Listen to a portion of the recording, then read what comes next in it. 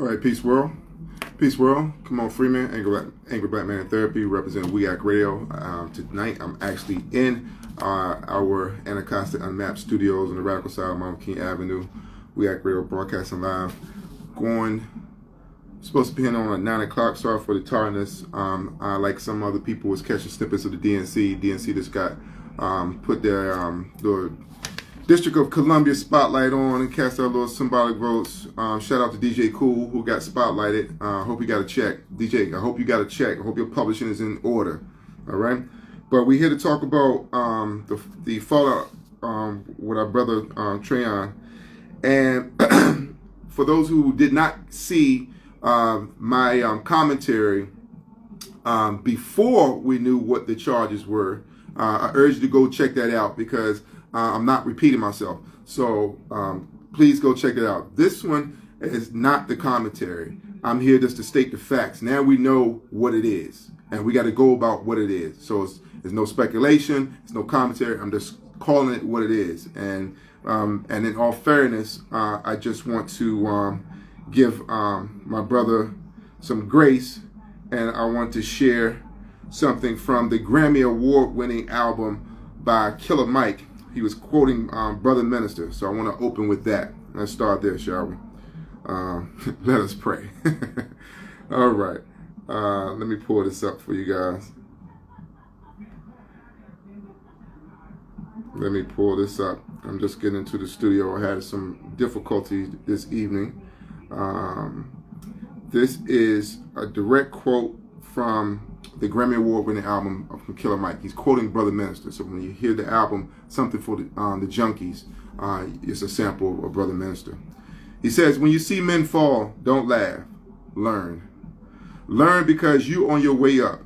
And the things that tempt people to fall, you and I are not free from that temptation, nor from the weakness that will cause us to stumble and fall. When you laugh at somebody else's fall, white or black, rich or poor, your enemy or your friend, you are laughing and opening a way for your own demise when you do that. Because to laugh and not learn, to make mockery and not to understand, is to make the same mistake yourself. Now, some of you might be high, might, oh, it could never happen to me, blah, blah, blah. But how many times have we seen this same movie? And I'm sure a lot of those people who have been stars of that very same movie had said to themselves that very same thing. Could never happen to me. I would never do that. I am disappointed that my brother didn't have his guard up and see this coming. You know, it just pains me on that. And so I'm disappointed with that, and as a lot of people. But we are in difficult times now. Because when I made my commentary before we knew what the charges were, I wanted to give my brother the benefit of the doubt. And so I started on talking about the FBI, the nefarious history of the FBI.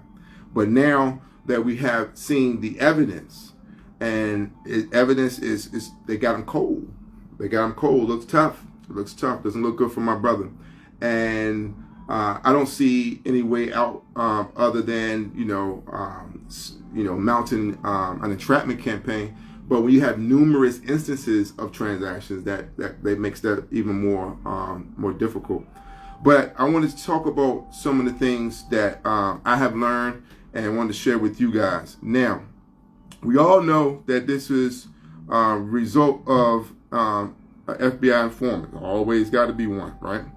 Martin Luther King said whenever they would meet, it will always be the meeting, Jesus, and the FBI.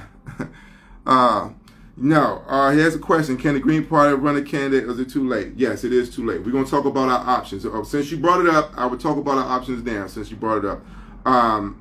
We have a very real possibility of a GOP candidate walking away with a Ward 8 council seat. It's a very real possibility. How is that even possible? Well, obviously, Trayon is problematic, and his support would be shaky. And in his last race, he only won half of the votes. Okay, he only won half. had we had ranked choice voting, where you don't divide the opposition vote when you're challenging to unseat an incumbent, then he might have had a tougher time. He got 50% of the vote. Rahman and Salim, they split the other 50%. Okay? Now, if in the general election, and half the people are against Trayon and half the people for Trayon, there's your math. So a GOP candidate in a general election has a 50-50 chance of walking away with this council seat. It sounds crazy, doesn't it? But you got to remember, Ward 8 boundaries has changed. Ward 8 boundaries now includes Navy Yard, which is white and affluent. And unlike black folks, they don't have any problem voting outside their party in a general election. Like, I'm trying to get people to vote outside the Democratic Party for the DC Statehood Green Party in the general election for my campaign. So for you to bring this up is apropos, you know. But they don't have a problem voting out. You ain't got to change your party affiliation to vote outside your party in a general election. So they exercise their full rights. We're the only ones that stick to a script and do as we told, never thinking for ourselves, never recognize when things have changed. But the GOP candidate, from what I can tell, is of the worst sorts. So it's a very real problem. And the only available solutions that I see to us is we mount a write-in campaign. It's one of two things we do. We continue to hope for the best with Trayon and roll the dice, or we mount a write-in campaign for either Salim or Rock, and it can't be both. Listen to me, people. It can't be both. We don't have ranked choice voting. It can't be both. It has to be one or the other. And I believe that Salim got more votes than Rock. So if that's the case, then it should be him launching a write-in campaign, and people should get galvanized around that. This is no dropping a hot potato with Trayon. It's the reality of what we have to deal with: chaos or community. Okay?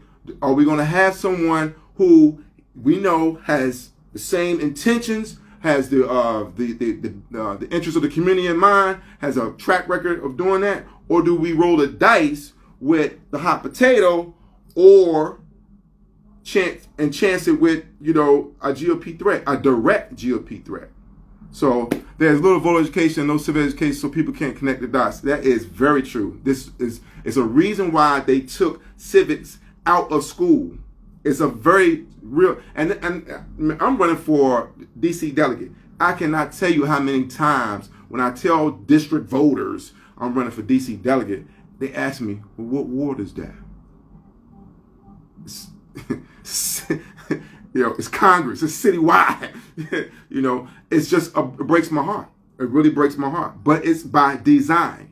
It is by design. And let me stop for station identification. Tomorrow, for those of you who are in the area, please join us at Busboys and Pours in Brooklyn, for they are trying to kill us. They are trying to kill us film screening. All right, it's a political fundraiser for our campaign. It doesn't cost you anything to get in. So please stop what you're doing tomorrow. This film may just save your life, from 6 p.m. to 9 p.m. at Busboys and Pours in Brooklyn. Okay, that is Wednesday, August the 21st, 6 to 9 p.m. Okay, but having said that, I want to share some information with you guys that you may or may not know. Please, also, I didn't send an invitation. If anyone has the wherewithal that would like to join us in this conversation, to have a fruitful dialogue, Nate Durant, yeah, that's his name. I don't know how you pronounce the brother's last name, Durenge. But people, take a look at that.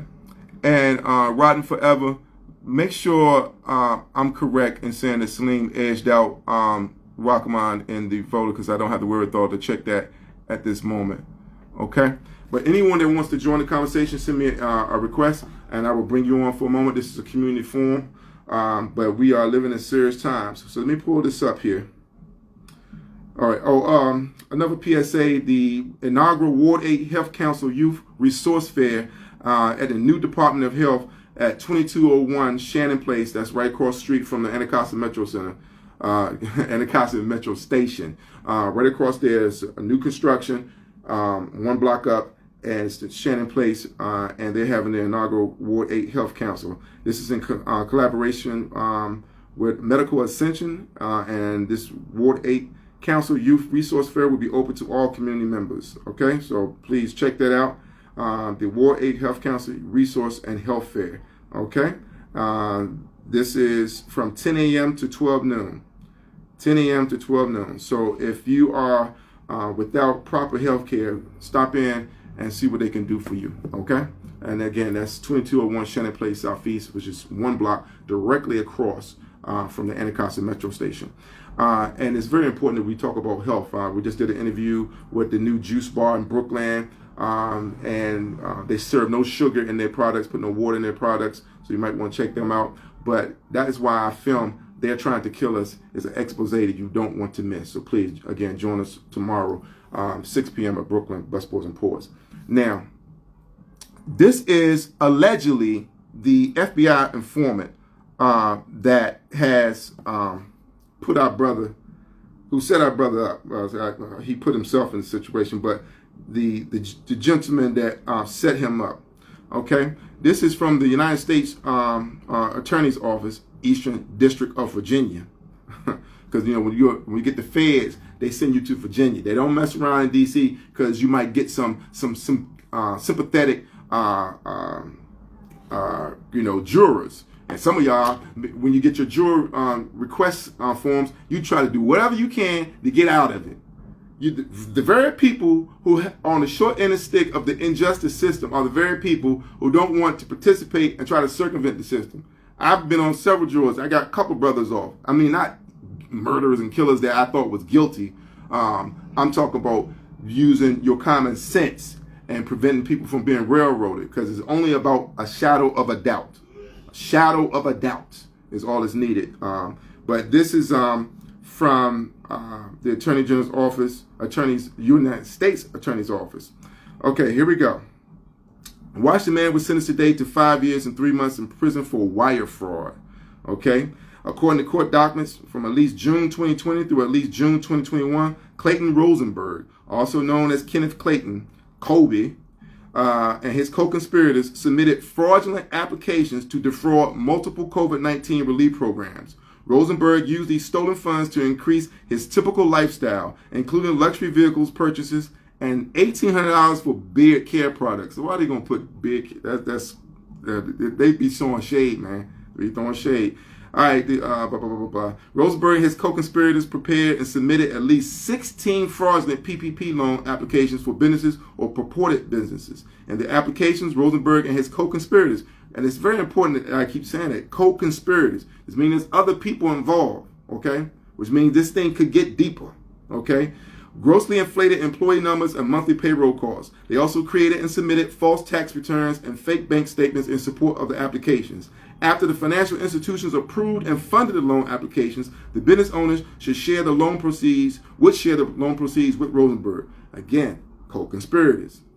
All right. Now, during this time, Rosenberg and a co-conspirator controlled various shell companies to which the business owners often would transfer a percentage of the PPP loan proceeds. The payout of these fraudulent PPP loans and the wire fraud conspiracy caused a total loss of at least $9.3 million. Okay, of which Rosenberg received at least $1,666,290. Now that's a very interesting number. If they're saying that the entire operation garnered over $9 million, and this dude received less than $2 million, that means $7 million was paid out and shared. Okay, so that should give you some idea of the number of the co-conspirators that's involved with this thing. Okay, that gives you an idea of a number, because if the H&IC of the operation got less than 2 and there's 7 more to go, then how many more people is in that pie getting a cut? Something to point out. And I also want to point out is that if this man copped to these charges and he got 5 years, don't know how much he was facing, but if he got 5, and there's co-conspirators that none of which have been named, then is he the informant, or one of the other co-conspirators unnamed the informant? That's what we got to look at. All right. Rosenberg's co-conspirator also submitted fraudulent unemployment applications. Oh, I'm sorry. This is a UI application. I'm not familiar with exactly the UI. Anyone knows, my well-informed audience, UI applications using other individuals' personal identifying information that they obtain online. The benefits was issued on prepaid debit cards mailed to addresses the conspirators listed on the applications, along with individuals' information. The conspirators included false information in applications and certifications, including false employment and wage history, as well as false contact information. Rosenberg applied for and received over $110,000 in such benefits. And this is pandemic unemployment assistance benefits. Rosenberg also possessed device-making equipment in his residence, including equipment to create fraudulent documents, black check paper, card stock for IDs, holograms, used for passports and driver licenses, and at least 6 fraudulent Social Security cards, and at least 8 fake driver licenses. Rosenberg made at least 2 fake Burkina Faso passports. I want to go to Burkina Faso. That's very interesting. He wants to go to a revolutionary space. And interesting. At least 1 unauthorized United States passport. If that was the case, then he should have took his money and his Burkina Faso passport and went to Africa. That would have been a better move. It would have been a different ending to this movie, wouldn't it? Clearly didn't think that through. Clearly did not think that through. But I think it's important to point out that he copped to 5 years, but there's other conspirators unnamed, and they haven't been charged. So, let me show you. This brother made a statement on his Twitter account. This is Rosenberg, the one they copped to 5 years. Okay. Give me a second here for this to open up. All right, now, oh, wow. He was a ANC commissioner. Rosenberg was an ANC commissioner. Now, again, I got to keep putting it out because this is a media platform. This is allegedly an FBI informant in this case. Allegedly. Because we don't know for sure. All we know is that he copped to 5 years for the charges I described. Okay, and of course, City Paper alluded to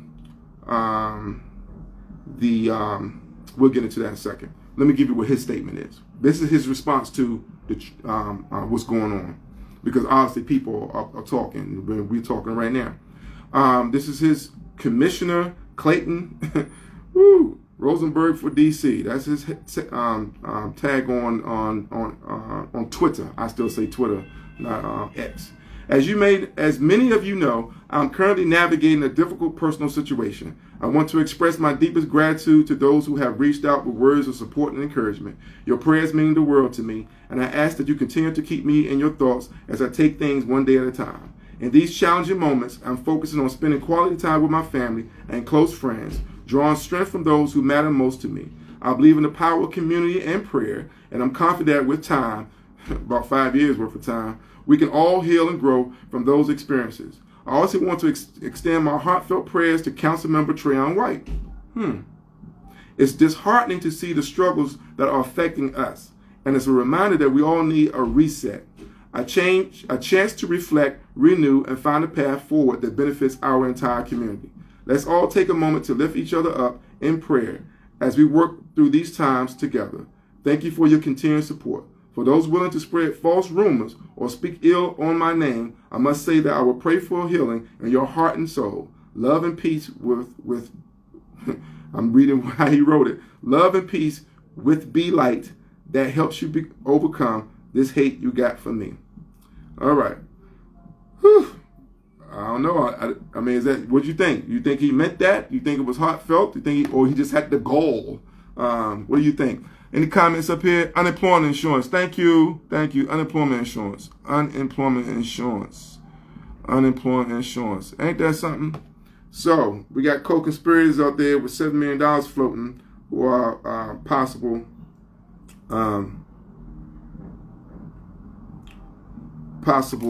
informants on this case.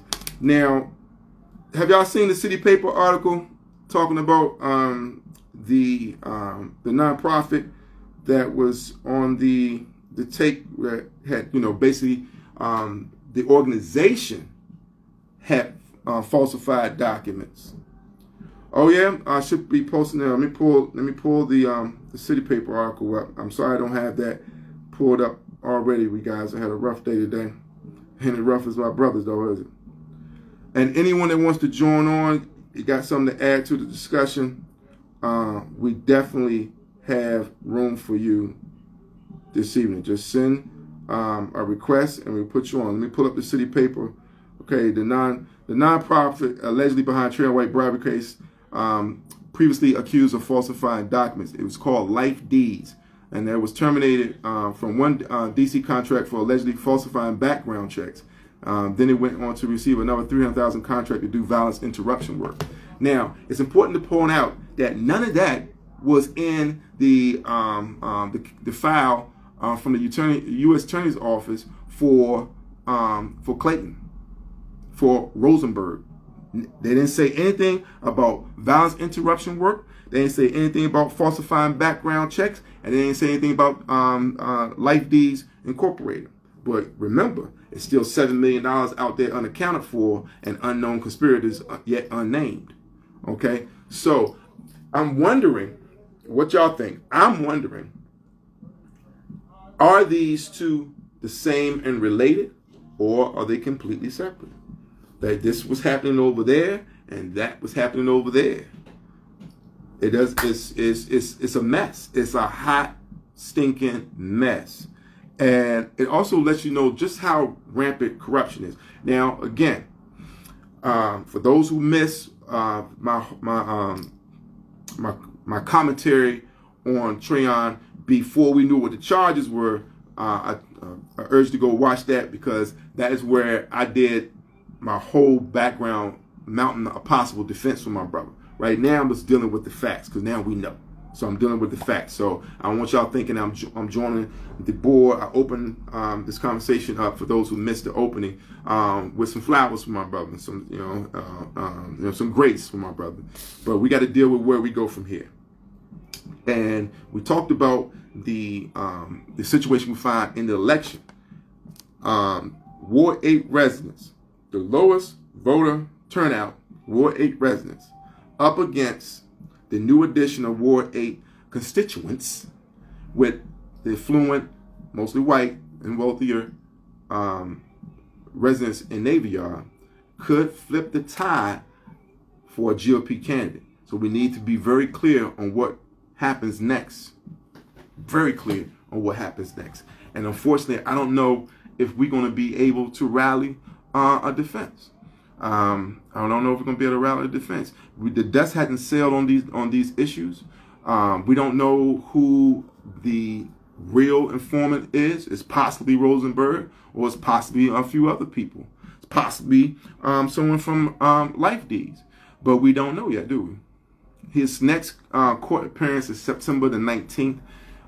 So obviously more information will come out then. But his trial is not going to happen before the election. His trial is not going to happen before the election. And the council is in a precarious position because they're not going to be able to kick him out the council until after the court has ran in course. So without a conviction, they can't get rid of him. They can strip his power, strip his from committees and what have you. They can do that. They're already in the motion of doing that. But in my commentary before I knew what the charges were, I was very, very leery of the timing of these charges coming out after the election. I was very leery of how they made this very public. They could have did it quiet. Had it been Jack Evans, the most corrupt council member in the history of DC Council, who had a PhD in corruption for 30 years, and had to bow out gracefully in shame because of his ethics violation. They never charge him. Never charge him. But had they charged him, they wouldn't have did it publicly. They wouldn't have pulled his car over in Georgetown in the middle of the street. That man would have been afforded the opportunity to turn himself in quietly. It would have been done with respect. He wouldn't have been sitting on nobody's curb either. But Michael Brown, the last council member to be arrested for bribery with Fed money stuck to his ear before the rappers even do it, and he has the audacity to challenge me in the election to throw Eleanor Norton a retirement party in November. It's what are we doing? What are we doing? I know I heard something disturbing on the way over here. How does Phil Mickelson do his corruption? Phil, I don't know. Phil. Wow. Phil Mickelson is my favorite local asshole. Phil Mickelson is my favorite local asshole. Because I say that because I've had drinks with Phil. I've been in social settings with Phil.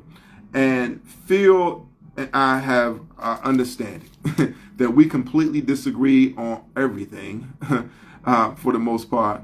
But we always have a good conversation. He sees I'm at it again. I say, you'll see you at it again. We're able to talk. I don't look at Phil as a enemy. I look at him as an adversary. And I think as we get older, we can differentiate. Having said all that, I don't know of any corruption for Phil. And that's not because I'm sweet on him or nothing like that. I don't know of any. I got to keep it a buck. I only can tell you what I know. I know Jack Evans was the most corrupt council member in the history of DC Council. That I know. Because of just by the breadth of his career, 30 years. But Michael Brown, Kwame Brown, Jim Graham, Harry Thomas, and now Trayon White. People want to throw Marion Barry's name in there. Back to what I was alluding to earlier about what was troubling. One of the news reports, I think it was ABC, was talking about this reminds them of Marion Barry. Why would this remind you of Marion Barry? Marion Barry was never charged with bribes or misappropriating funds or stealing or any of that. The only thing he was troubled with was his vices, his personal vices. He never ever betrayed the belief of the people. He never betrayed that. Why can't Nita Bond steal contracts to Fort Myers as a part-time job, and how is that different from stealing contracts for violence interruption? Hey, that's a very good question, because therein lies the problem. This is kind of baked into the cake, as they say. That level of corruption that he just alluded to, how is Anita Bonds able to steer contracts to Fort Myers as a part-time job, and is that different from steering contracts to violence interruptions? Again, that is the slippery slope. That level of corruption is baked into the cake. Some people will call that lobbying. I know in Jack Evans' case, he was considered a consultant.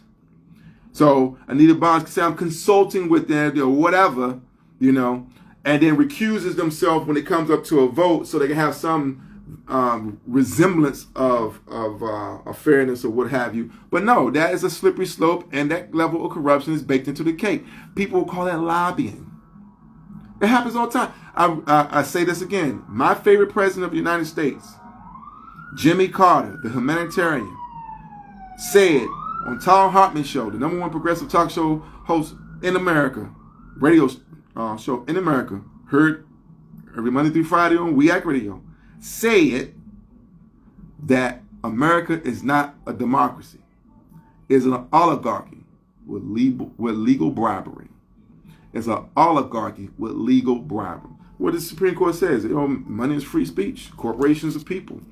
Look at Clarence Thomas. How much bribes has Clarence Thomas accepted? So I was talking about selective prosecution in my defense of my brother in the commentary. But you brought that up, so I have to acknowledge it right there. Is that yes, that corruption in America is baked into the cake. Baked into the cake. But you can't get caught with your hands in the proverbial cookie jar, and that is the case that we're dealing with. That is the case we're dealing with. And Anita Barnes, bless her heart, she's problematic. She's very problematic. Look at her voting history. But she's a soldier for the administration, for the Bowles administration, and never gets her seat challenged. Never get her seat challenged. When Red Grant ran for council at large, I was telling, oh, why don't you run against Anita Barnes, not Robert White? Run against Anita. Yeah, but you know, it is what it is. All right. Nobody asked to join. Phil mentioned, I don't know of any, again, I don't know of any. Absolutely disingenuous. Yep, that is it. That is it. So we're looking at a former ANC commissioner facing 5 years, but he's out on the street right now. 5 years. He's still free right now. 5 years. We don't know if he cut a deal and was looking at more than 5 years. Because if Trayon is looking at 15 years for $156,000, and this dude is looking at 5 years and is responsible for netting over $9 million, you know, the math ain't mathing. The math ain't mathing. The math ain't mathing. And it's embarrassing, it's heartbreaking, because this is, for all I can tell, this is just black people. This is just black people forgetting that they're black and trying to do what those people get away with all the time. Trying to do what they get away with all the time. It's just breaks your heart. Selective prosecution. So I don't know if we have any Ward 8 residents up here. I don't know if y'all have the wherewithal to communicate with Ward 8 residents, but there needs to be an emergency meeting with Ward 8 right the fuck now, because there is clear and present danger of a GOP candidate walking into a council member seat in the general election in November. Now, yeah, this is DC. We voted Marion Barry back in, so Trayon, hardcore Trayon supporters are going to still ride with him. So I'm not encouraging people to abandon them. I'm just telling you, this is the show. I'm just stating the facts. This is what it is. 50% of the people voted for Trayon in the last election in the Democratic primary. 50% people voted against him. 50% for him, 50% against him. Now here's the kicker.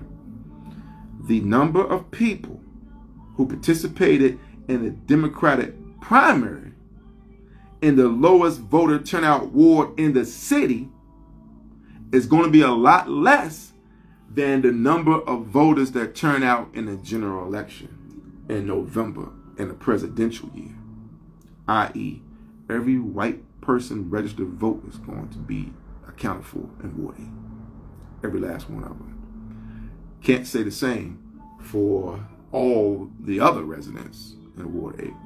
So when I listen to me, when I tell you, is a very real, clear, and present danger for the first time since, what's her name?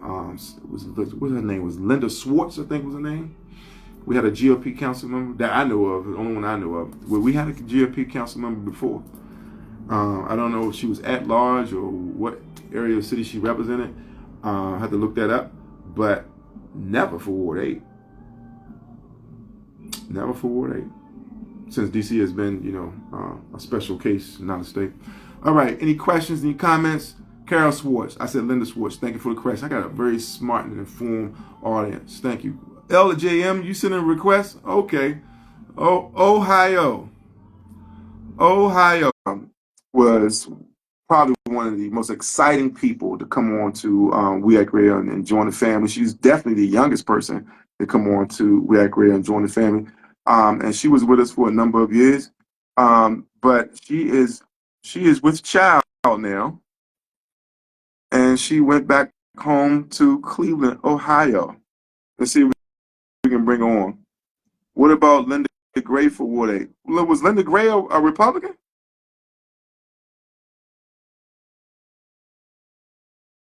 said I don't think Linda Gray.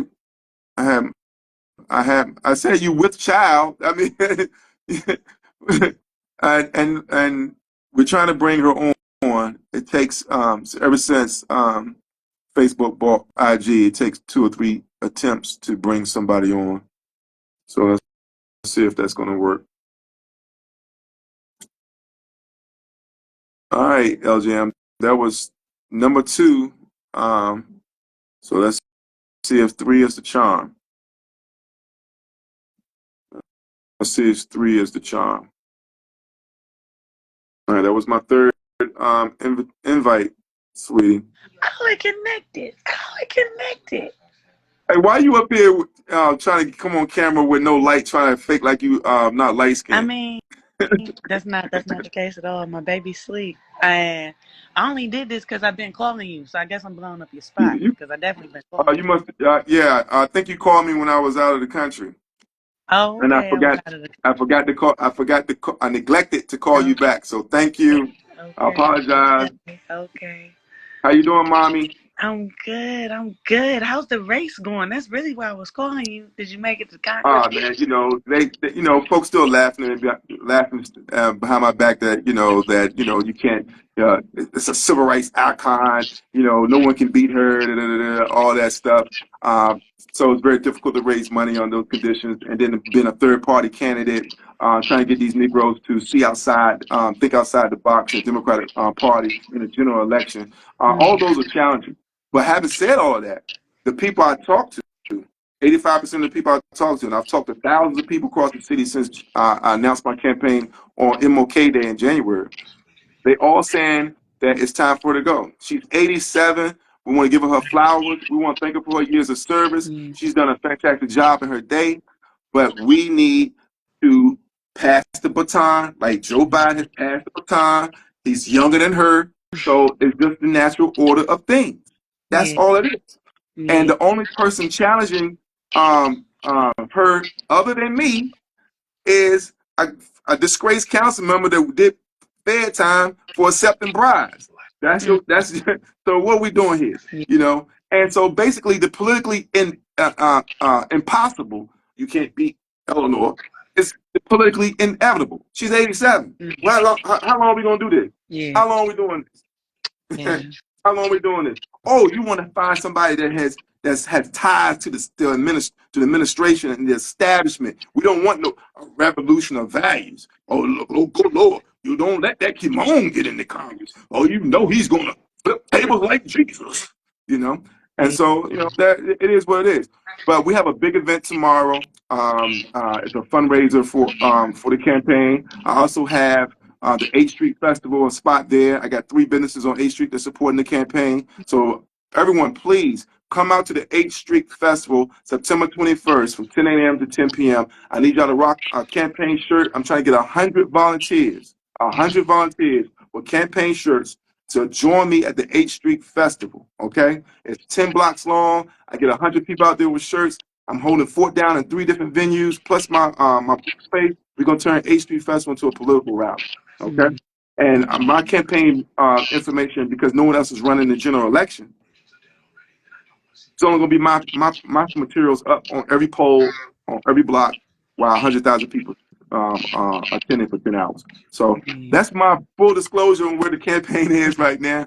I hope that. So, what do you think about this Trayon situation? Did you catch everything I had to say, or where'd you come in at? Nah, I mean, I've been seeing it online. They said the Fed's been investigating him, and they like pulled up on him and like hopped out and arrested him.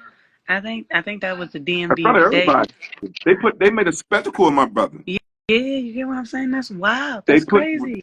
That's what they do in public. That's what they do. Put Crazy. you on blast in public. Mm-hmm. Okay? Had this been Jack Evans or Clarence Thomas, they would have been allowed to turn themselves in. But they made black people sit on the curb. You Yeah, know. that's wild. He's a city. And the thing is, like, he's a seated council member, right? Like, it's not passed, but he's a current seated council member. So to treat him like that is insane. I worked on Trayon's campaign. I was leading his communications for him for the second time he ran, when he was going against May, the interim councilwoman. Mm-hmm. So Yeah, just to see that for somebody who like I believed in to actually gain election, right? And who I saw cry when they got the seat. Like that man cried because he really wanted that seat for that long, and he's been for Ward 8 this long. And again, for them to pull something like that and to do that, that's crazy. But yeah, you're right. They not like us. They not like us. They not like us. Yeah, see, the thing is that they can't force him to step down. Mhm. They can't um, they can't announce an alternative um, replacement campaign until after um, he has been convicted, and so we're in a holding position. So now there's a very real possibility of having a GOP candidate walking into his spot, Yeah, and yeah, and people they're like, oh, that can't happen. How many times something has happened in our lifetime that we never saw coming? right, You know what I'm saying? right, Who right. would have thought that Whitney Houston would have OD'd? Who would have thought that Bill Cosby would have went to prison? Who would have thought that Trump would have been president, or a black man would have become president, or a woman would be running for will become president? You know what I'm saying? I mean, how many times we got to see something happen for the first time to Yeah, recognize that just because something hasn't happened before doesn't mean it cannot happen. yeah, Okay, yeah. just like my campaign, just because no third party has ever unseated a Democratic incumbent in this city before does not mean it can happen now. You know, Mm-hmm, and mm-hmm. since Joe Biden has stepped down, passing the baton to Kamala Harris, the argument has gained a lot more traction, a lot more validity, and has become a lot more real. Yeah, But in Trayon case, it's breaking my heart. It's unsettling. It doesn't change the fact that I love my brother, but it's a situation where um, it doesn't look good.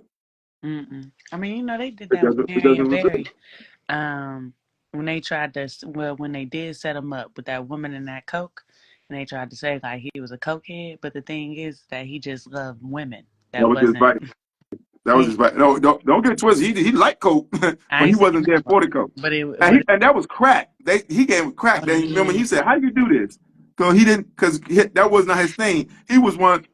He was one of them things. You know what I'm saying? He was like, I ain't with all this crack shit. Yeah, You know, yeah, you yeah. know, But you know. I mean, it was just wild. I mean, again, but like we said, how many people? I don't know the full details of the case. I don't even know what he's being charged for. Because when I read it, they said they hadn't released what he was being charged for. What is he being charged for? Okay, you had okay. Well, I came as that's too much to repeat. Oh, okay. We can't go there with that. But it's numerous bribe allegations, Oh, okay. numerous Bribery. That's what allegations of bribery. bribery, and they got my brother Cole. They got him on tape. They got him on tape, and they've been playing the tapes.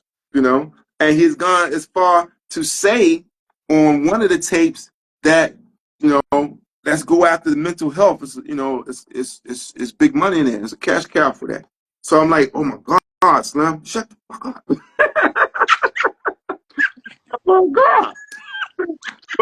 Hey, you remember Dave Chappelle would talk about they had R. Kelly on tape when he Yeah. was messing with the girl.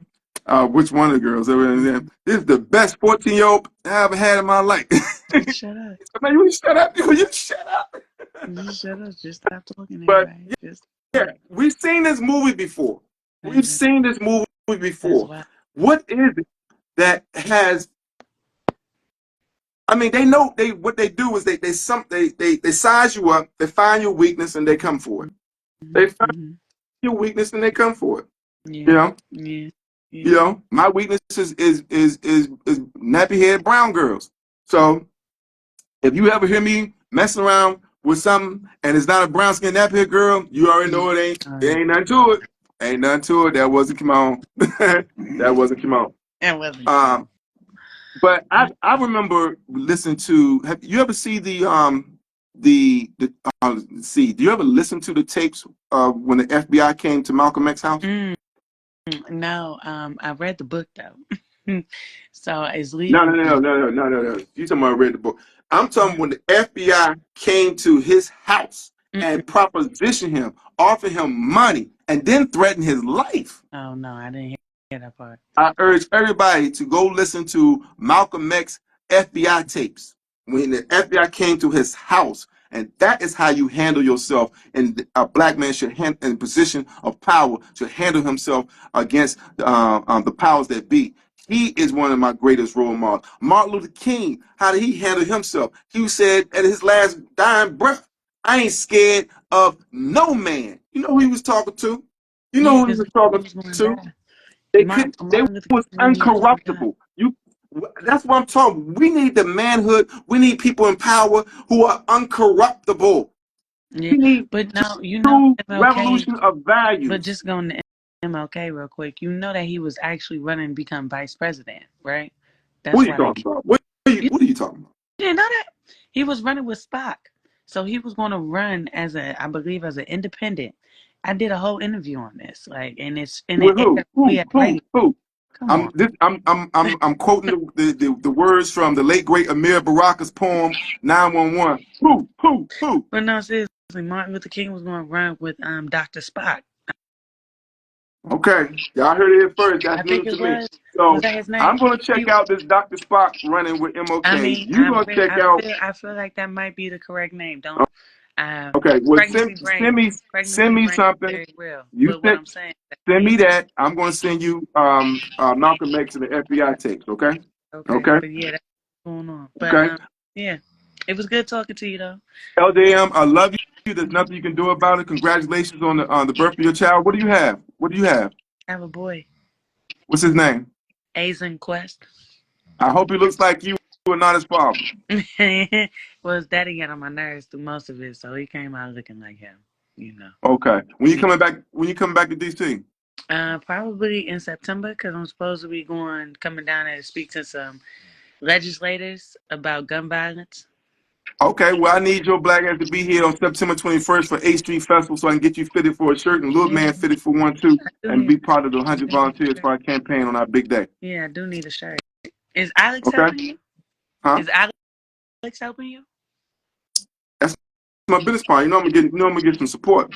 I was gonna say he knows the ins and outs of everything. Yeah. He should be giving you the We blueprint. we we got we got to keep the main business open, you know what I'm saying? And he has to do the dirty dance because um um I'm third party, so a lot that changes a lot of relationships, you know. Yeah, no, for Because real. third party has the potential to break the two party monopoly in this country. So a lot of people are very nervous about that. Yeah. Did You you know, read the Great Book by Gaddafi?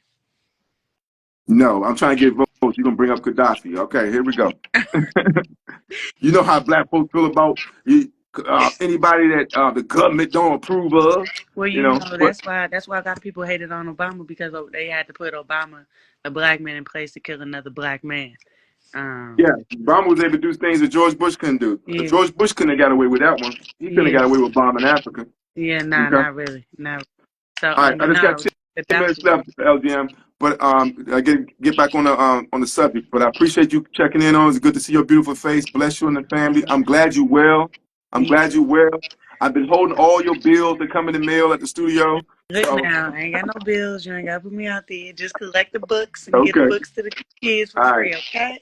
And oh, before you go, the basement is finally been renovated. We didn't get the bookstore model that we wanted, but we have a library. It's going to be a curated collection of Yeah. banned books in the library here at We Act Radio. I hope to be able to announce it, then have their date to announce the opening before the election. Okay, Okay. that's what's All right. up. All right. All right. And I'll make sure you're here for that if I got to send you a ticket. Okay, Okay. I'll hold you that. That's on live, everybody. All right. Love you, girl. I love you more. Peace. Peace. All right. That was LGM, y'all. LGM was one of the most diehard. She started as an intern, and she became a staff person here at We Act Radio. We worked together for a number of years. She's partially responsible for the Shawnee's Muslim Community Bookstore literacy campaign that led to the culmination of the Artivism library that we're going to have, that I just alluded to. It's going to be the largest collection of banned books in the city. Look out for that. I want to make sure, did I miss anything while we were so pleasantly interrupted by our sister? Any questions? Any comments? Yeah, you ain't got to worry about me, Slim. I'm uncorruptible. I'm uncorruptible. I am Malcolm Martin Strong. I've been studying too long to fall victim to such um, cookie monsters. But do we have anyone that lives in Ward 8 on up here? Is anyone on this that lives in Ward 8? I saw John Johnson. Are you still there, John? I don't see him up there now. Because it would be great to talk to a Ward 8 resident specifically on how they feel moving forward and what their options are. All right. John, do you want to come on, or do you have any idea on first of all, do you agree? Let's start there. Do you agree that it's a very, very real possibility for a GOP candidate to walk into the councilman's seat in a general election because Navy Yard is now part of Ward 8, because of all of the allegations facing Trayon, and because only half of the people in the last election, the Democratic primary, voted for him. So had it only been one candidate challenge him, it would have been a much tighter race.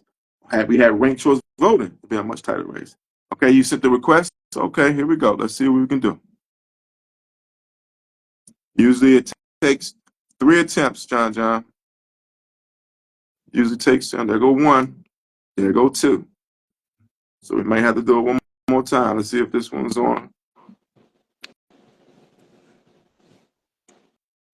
All right, I see you, Asheru. What's going on, King? You need to talk to Rock, because either Rock or Salim need to launch a writing campaign. John, are you there? Can you see me? No, I don't see you. I hear you. Let me check my other device, because sometimes when you come on, I might not see you, but other people do. Do y'all see John Johnson up here, y'all? I'm about to find out. Yep. Yeah. Other people can see you, John. Other people can see Yeah, you. I mean, I think it's a blow to community, man. And right now Ward 8 is vulnerable. Very, I very think vulnerable. I think if there's ever a time to get yourself familiar with electoral politics, this is that time, you That's know. important, because let me put a pin right there, John. Because a lot of people don't realize that you can vote outside your party in a general election. It's an open primary in a general election. They don't understand the difference between a closed primary and an open primary, and that's why I'm telling them is that a lot more people are going to vote against Trayon this in that general election than did in the Democratic primary. Okay, and there's only one candidate on the ballot other than Trayon in this one. So that is the situation. I'm sorry to interrupt. I just want to point out that, as you just alluded to, we don't have the political and civic engagement to have the wherewithal to make better informed decisions. So I'm a kind of keep this brief, but I do think the community's vulnerable now because we don't have that representation. I mean, the someone has been his reputation is in jeopardy right now. But I want to say Ward 8 is the home of Frederick Douglass. You know what I'm saying? So before Barack Obama, he was the greatest. Like that's the last time people like excited about a black man and a statue. But Frederick Douglass was the ultimate G man, and I think that this community's smart enough and bright enough, and and I just think people just need to have their head on the swivel and listen as and be involved and have discussions with one another about what we want as a ward. I mean, again, Ward 8 is the crown jewel now. Like it controls both sides of the Anacostia River. The baseball stadium's a part of Ward 8. You know what I mean? Like Anacostia Park is a beautiful place, where there's a land with a lot of trauma. Like you can go and just breathe down there and take a deep breath and be by the water, and those things are healing. and this is our land, so I think we should protect it, and we should also have a voice even in the local political scene. So yeah, man, it's just time for everybody to be involved and listen and have discussions. And if you are registered to vote. Like, listen to folks who are running and who want to be involved, and really, what I'm saying, this is a pivotal time for our entire ward. I want to add that it's also the last vestiges of gentrification and displacement in the city, and that the entire um, area of St. Elizabeth constituted the greatest purchasing power of land grab. The value of the entire St. Elizabeth was more than the Louisiana Purchase was worth at the time it was acquired. I'm going to say that again. St. Elizabeth, the entirety of it in modern day dollars, is worth more than what was paid for the Louisiana Purchase at the time it was acquired. Those are facts. So that is a lot of money at stake. And I think they went after Marion Barry at the time they went after him because he was standing in the way of their plans for gentrification and development. And I think possibly Trayon was standing in the way of their development and gentrification policies. He interrupted construction sites and what have you. So I think that he was a target for a number of reasons, but it just looks like now it's just a bunch of them folks with their hands in the cookie jar, not this big um, conspiracy that we have been always weary of. They say if you're not black and what is it? Paranoid, it's too late. It's a healthy level of paranoia for black people in America. But what are your thoughts on this the campaign? I mean, would you support a write-in campaign, or you think we should keep our eggs in the basket and support Trayon no matter what? What are your thoughts? I think Ward 8 has a lot of leadership, right? And this is the time for those folks who say they're leaders to step up. I think this is also time to give Trayon some love, right? We've seen black men be castrated throughout history, and whether people do make mistakes. Also, I'm not, I'm just saying I don't know right now, but I do think it's time for people who there's all these chats and people talking about stepping up, and this is that time to have some leadership and some compassion over here. This is the crown jewel of Washington D.C. Ward 8 is the crown jewel. It is. Okay, Again, I think this is where the culture is, and this is where the hearts and the vein of the people are. So I think I just think the it's mayor has we have said to understand Anacostia it's is the heart and soul of DC. You say what?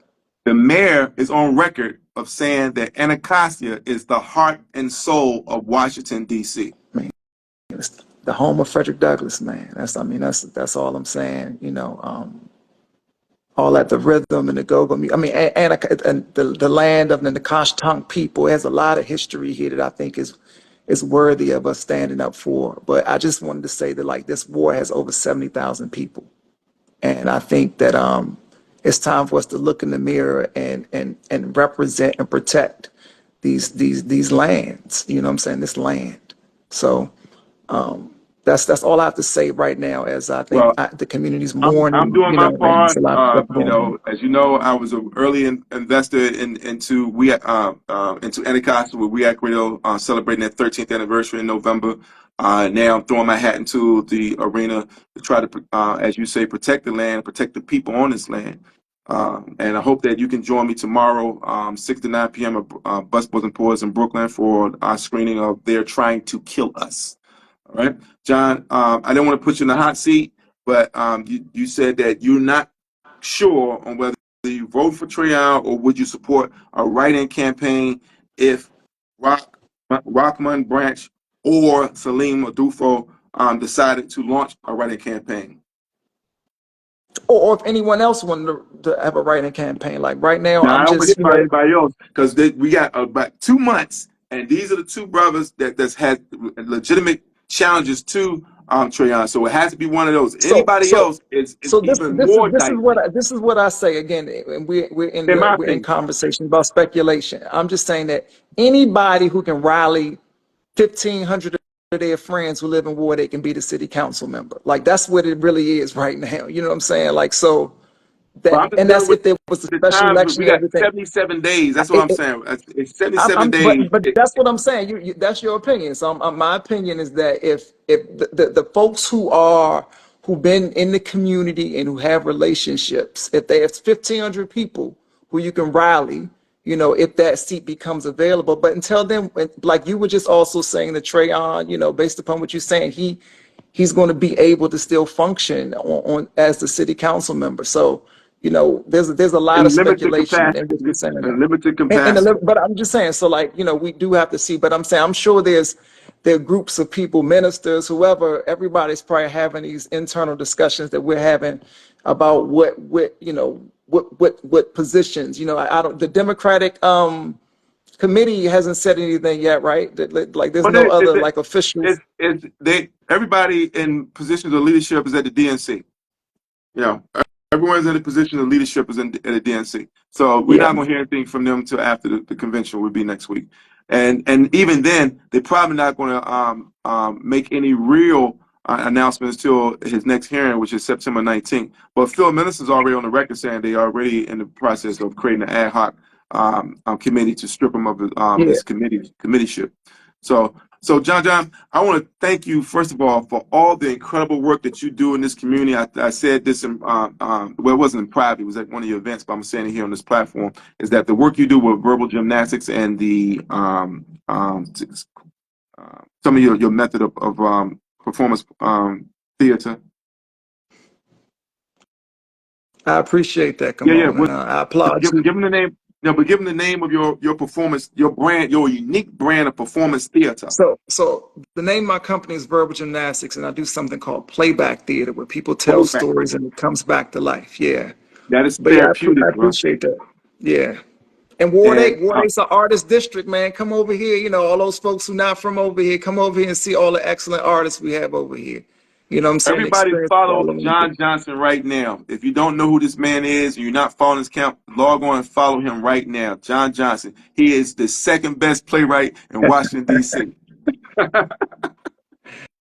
All right, come on. Thank you, brother, man. I appreciate you having this discussion, because it's on the minds and the spirit of the people. And that's important right now. This incident has people's awareness open. And there's also this a lot of sad hearts too, because Trayon's a community. He's from the community, you know what I'm Right. saying? And we like to see Yes, he people is. win from our community. So, so some heavy hearts too, and I just want to acknowledge all of those mixed feelings, and it's just time for us to be neighborly, to show one another compassion, and and to talk about the leadership over here. Like it's just one of those we gotta talk about it. You know what I'm saying? So, all right, man. Thank you. I appreciate what you're doing, bro. Peace. All right. Thank you for joining us. Appreciate you. All right. That was John Johnson. Please follow him on IG or whatever social media you choose to. Verbal Gymnastics is doing a lot of important work, and mental health is important. Can you imagine telling a story to a group of actors and then they play back your story in a theatrical fashion? I mean, it really is the best therapy I think anyone can receive for free. All right, so support Verbal Gymnastics and John Johnson and Playback Theater whenever you see it, and follow him on social media. All right, let's catch up on some of the comments I missed. I saw a few things where John was talking. First, let me say this. I know most of you guys are not Ward 8 residents. John Johnson's a Ward 8 resident. That's why we brought him on. But if you even if you're not a Ward 8 resident, I want to have a straw poll. Should we, assuming that we could vote, should we all continue to support Trayon in their election? Trayon has my support. I'm going to always try to defend the fact that this is selective prosecution. He never said anything to Jack Evans, 30 years of corruption baked into the cake. He never said anything to Supreme Court Justice Clarence Thomas, but you go after the little guy. But having said that, should people vote for him no matter what? in the election, the general election, or should it be a writing campaign for a viable candidate? Okay, what do you think? I would like to hear some people's feedback on that. Okay, now let me be very clear. A writing campaign is only valuable if there's one candidate. Can't be Wu-Tang Clan. Can't even be two. So when I say Salima Dufo or Rockman Branch, that's what I mean. Or it can't be both. Okay. Otherwise, you're doubling the chances of that GOP walking into the office. Only can be one. It only can be one. So those two brothers need to have a conversation, and I hope it is going to be. But what y'all think? I don't see anybody responding to that question. Kamara, the head of the Life Deeds, yeah, there was that name was listed in the article. And thank you for sharing that. Their name was identified in the article, but we didn't. But I don't know what point you came on, Vaughn. That's Vaughn Bennett, from the lead chess teacher in this city. Everybody should be supporting DC State Chess. DC State Chess, everyone should be supporting that because we need to learn how to make better moves.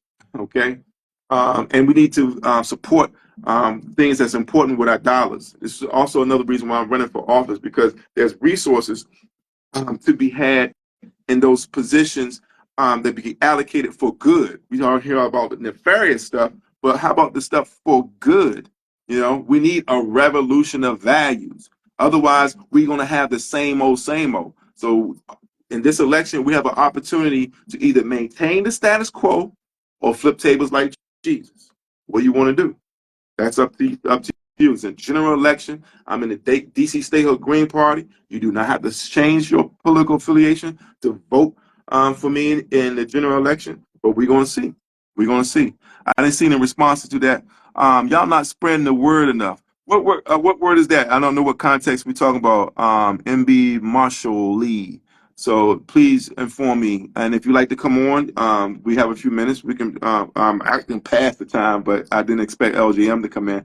But I haven't seen my sister in so long, so I absolutely have to give her the opportunity when she requested it. But Marshall Lee, if you're still here, I want to respond to your statement. You saying that we're not spreading the word enough. I'd like to know what you're referring to so I can respond to that. Because obviously we're doing the best we can to spread the word.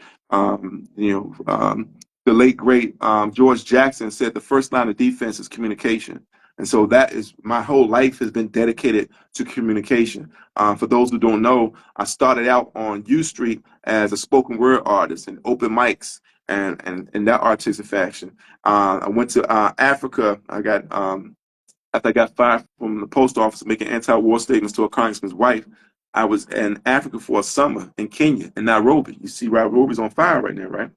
I was there for a leadership conference for 6 weeks, a leadership conference where I was taught the finer things on how you give aid to a country and still be robbing them, how the IMF and the World Bank operate, and how they get down. So it was like my graduate studies. And when I came back, I was then a playwright, okay? Because I found out that a pen is a poor man's weapon. So I began to use those skills I acquired in my studies. Okay, so my first play, Prison Poetry, shout out to DJ One Love, they invested in the artwork that made us part of the success, and and we sold out the Lincoln Theater. Now check this out. Guess who came to Prison Poetry opening night? I had Dorothy Irene Height, 2 tickets for Prison Poetry. Dorothy Irene Height, National Council of Negro Women, and guess what? She was a mentor to Eleanor Holmes North. And she became a mentor of mine. And she told me that your enemies ain't even thinking about you, Kimon, because they think they already won, so they won't see you coming. That was my fire. So went from doing the plays, political plays, educating people, trying to get the word out, and then we got into the Black Love Festival. Took the Black Love Festival as far as I could take it. The last event was the 25th anniversary was in 2002. 2002, is that right? 2002. Yeah, 2002 was the 25th anniversary, and it was the largest event at the 40-point amphitheater that summer series. In fact, it's bigger than our event. It was bigger than Chuck Brown Day just had. So I'm very proud of some things that we've done.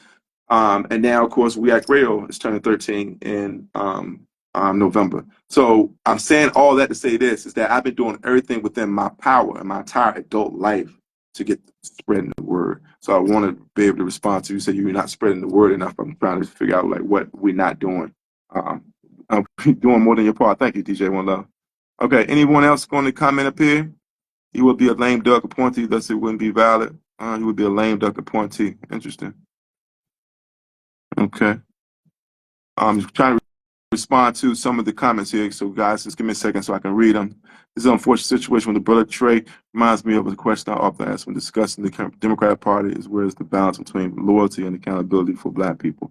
That's a very good. Where is the balance between loyalty and accountability for Black people? You know, like I keep hearing, because the DNC is happening, I keep hearing over and over, oh, we got to save democracy. We got to save democracy. I'm utterly offended by the notion that they expect Black people to always save America. But how is anyone that's living in Washington, D.C. going to say to me with a straight face that we got to save democracy? I just told you that President Jimmy Carter said America is not a democracy. It's an oligarchy with legal bribery. And in D.C., we paying more taxes than any per capita than any state in America with no vote in Congress, and these people can tell us what to do with our budgets. Did you know that DC used to have 12 times the AIDS infection rate than the national average? 12 times the national average AIDS infection rate. Black Love Festival was the largest AIDS mobilization in the city for 6 years. We tested more people for AIDS than the Department of Health on any calendar day. 6 times. 6 times. Little old me and my resources and my friends and my group of bandits. We did that. But what they don't tell you is, why was the AIDS infection rate in Washington, D.C. 12 times the national average? Because the Congress, that we don't have a vote or a voice in, wouldn't allow D.C. to use their own taxpayer money to fund needle exchange programs. Needle exchange programs had already been on record and confirmed to attribute to 30%, over 30% of new AIDS cases. So for a decade, for 10 years, simply because we didn't have a vote in Congress, and Congress runs DC's purse strings, that 30% more AIDS cases every single year is directly attributed to simply statehood. That's it. There's other factors we can talk about, but that's one issue right there, responsible for over 30%. Which 10 years? So that's 300% of the AIDS infection rates is directly attributed to that political tyranny.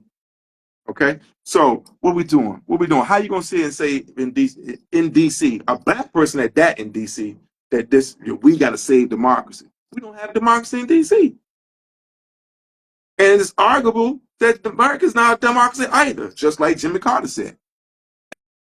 And then having said all that we're going to have to deal with our people that can't keep their hand out the cookie jar.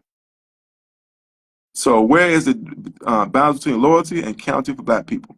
Even, I know y'all all excited about Kamala Harris, but she's always on record saying that she's not going to do anything, especially for Black people. I'm not going to tell you I'm going to sit here and do something just for Black people. No, that's her direct quote. I'm not going to sit here and tell you I'm going to do something just for Black people. No. How are we supposed to deal with that? We supposed to pretend like she didn't say that? Oh, well, she's the president of all America. We heard this stuff before. Remember Barack Obama? I'm old enough to remember 8 years of Barack Obama hysteria. Okay.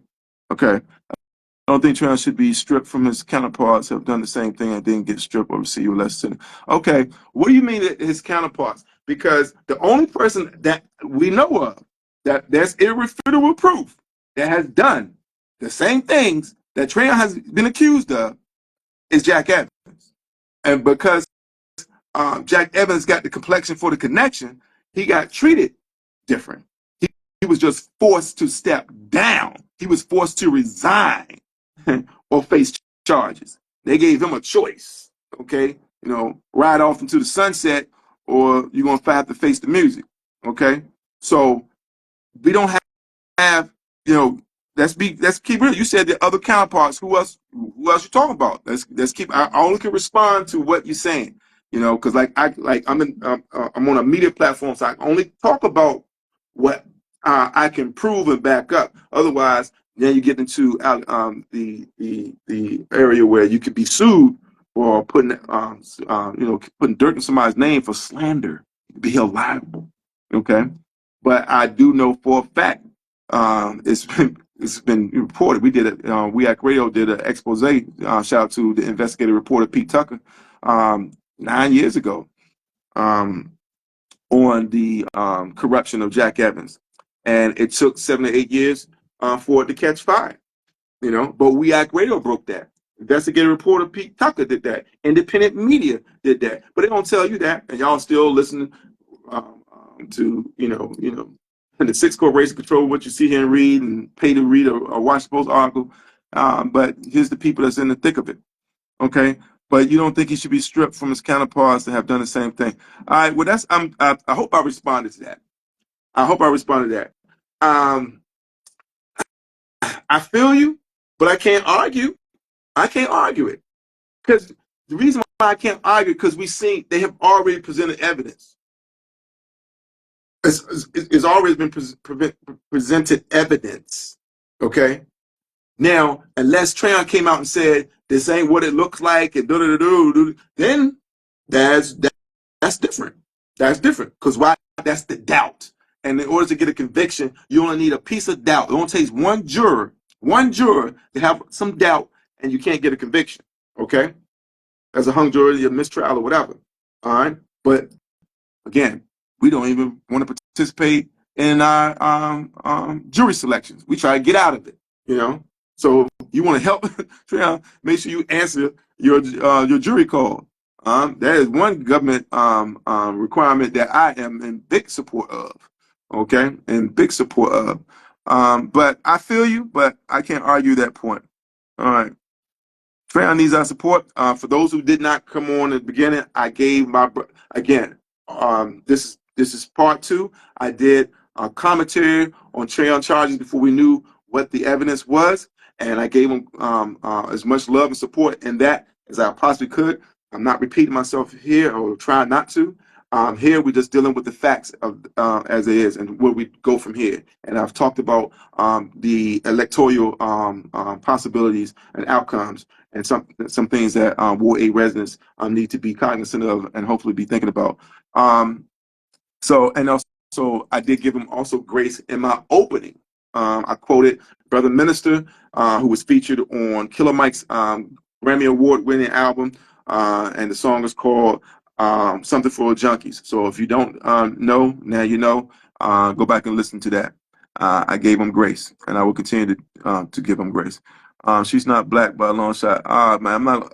Okay, be careful with that one. You said she's not black. I mean, her father's Jamaican, for Indian. I mean, she get pulled over, she's black. You know what I'm saying? Like, I mean, but she get pulled over, she's black. Okay, so it only take they said it only take one drop of black blood. You know what I'm saying? So I don't get into that. Now, are you saying she's not black politically? She's not, black nationalist? Yeah, she's not clearly, but neither was Obama. Okay. All right. So it just seems laughable to me when I hear people say that she's not black, but then at the same time saying that Obama's black. Okay, wait a minute. She is Jamaican and Indian. Okay, both of those are people of color. Obama is black and white. So you will tell me that Obama is blacker than Kamala Harris? Like, come on. Now, if you tell me neither one of us black, then that's your opinion. Then at least you're being consistent. But it's glaringly inconsistent for most people who acknowledge Obama of being black, but Kamala is not. So that's crazy to me. All right.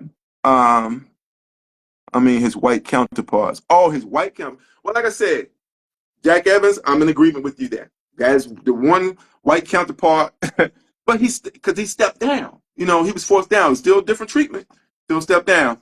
And then they arrest all the brothers. Oh, they arrest all the brothers. And they got Jim Graham too. Okay, they got Jim Graham too. He died in shame. Poor thing. All right. Neither can fully identify with the Black American experience. Okay, yeah.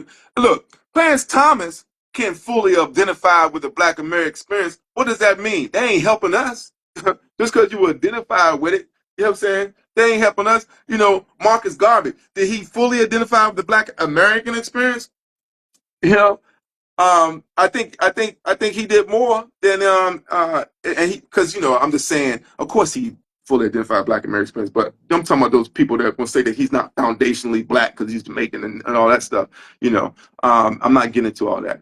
I'm not getting into that. What's the evidence? Oh my God, you're gonna have to play this back. Watch this video from the top, brother. I can't bear repeating myself. What's the evidence? Oh my God, and it's all out there, bro. But what I put up here was some things that you probably wasn't aware of, which is the alleged one of the alleged FBI informants, and I read his whole track record on the charges listed on the U.S. Attorney's Office, and his name is Rosenberg, Clayton Rosenberg, nigga named Rosenberg.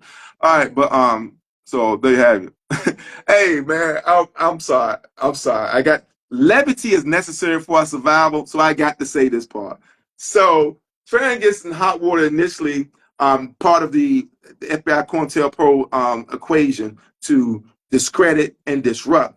They first discredited him when he put his foot in the mouth, accusing the Rothschilds, the Jews, from controlling the weather. Now, had he said, I'm repeating myself from the first commentary, by the way, had he said HARP, the actual government agency that does alter weather patterns, he would have a solid foundation to stand on. He misspoke, and he was never able to live it down, and they used that to discredit him. You'll see him every story leads with that. You know what I'm saying? But the anti-Semitic tropes of Trayon, blah, blah, blah, blah, they lead with that. Okay? But possibly the FBI informant that's going to be responsible for taking them down, name is Rosenberg. Can't make this stuff up, man. I'm not laughing, my brother. It's this moment of levity. I just realized that. But the evidence is overwhelming, brother. So you need to take a look at that. But I will say this before I sign off. Make sure I didn't miss anybody. Just because you're an Indian American who attended age doesn't make you part of the Black American. No. Come on, man. Come on, man. Come on. Yeah, come on, Keith. You going too hard. Just because you said you half Black and go to an HBCU, that still is not qualifying you for the Black American experience. Come on, man. Y'all doing too much. Because that's not getting caught up in the symbolism. The fact is, her political stance is not progressive. Okay, that's just keep it up. And if anybody wants to know some dirt on Kamala, let me give you this little piece of dirt. She did not, when she was prosecuted in California, prosecute the foreclosure king when she had the opportunity to. Foreclosure king, his name escapes me, but he was the Secretary of Treasury under the Trump administration. Okay, but when she was still prosecuted, she could have charged him. She refused to charge him. Foreclosure king. Y'all remember the housing bubble and all the Black people lost their houses under the Obama administration? Okay, she could have charged this guy. Okay, didn't do that. So what happened? How did he return the favor? He then donated the largest legal amount of money to her campaign when she was running for the Senate. He's Republican. She's Democrat. She refused to prosecute him, so he donates the largest legal amount of money to her campaign to help her get her U.S. Senate seat. Okay, so there you have it. So had he not done that, and she's not gotten her Senate seat, she wouldn't be in a position to become president right now.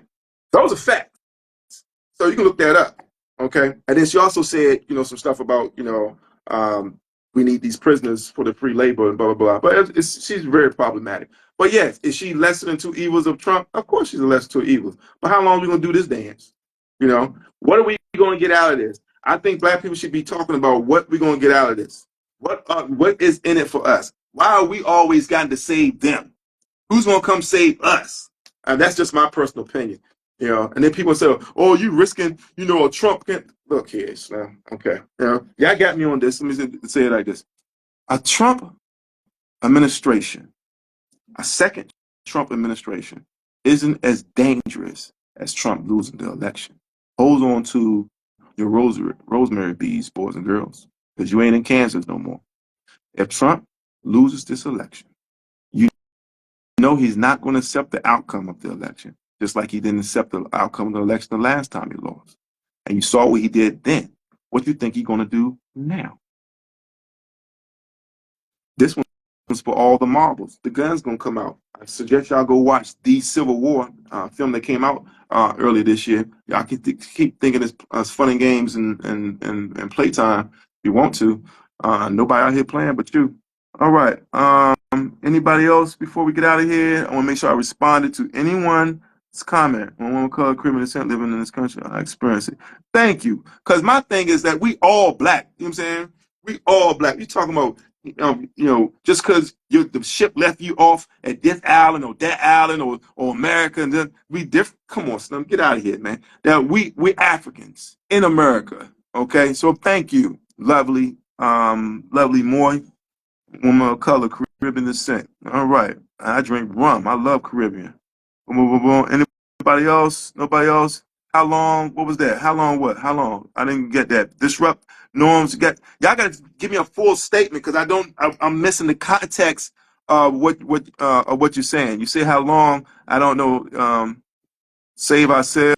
Yeah.